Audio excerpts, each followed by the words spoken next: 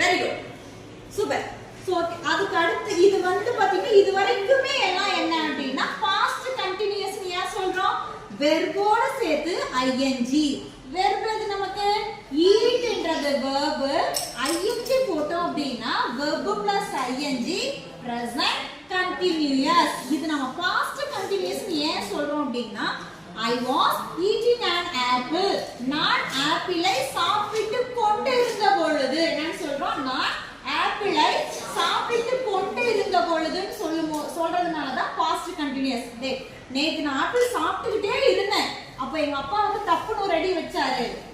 இல்ல என் ஃப்ரெண்ட் சடனா வந்தா. இல்ல ஏதோ ஒரு ஹேப்பன் நடந்திருக்கலாம் இல்லையா? அப்போ சொல்லும் பொழுது நம்ம தமிழ்ல என்ன சொல்றது யோசிக்கிறோமோ அததான் இங்கிலீஷ்ல சேஞ்ச் பண்ணி சொல்றதுக்காக தான் I was eating. அந்த காலங்கள்ல எப்படி தமிழ்ல இருந்து இங்கிலீஷ்ல டிரான்ஸ்லேட் பண்றோம்னு சொல்றது தான்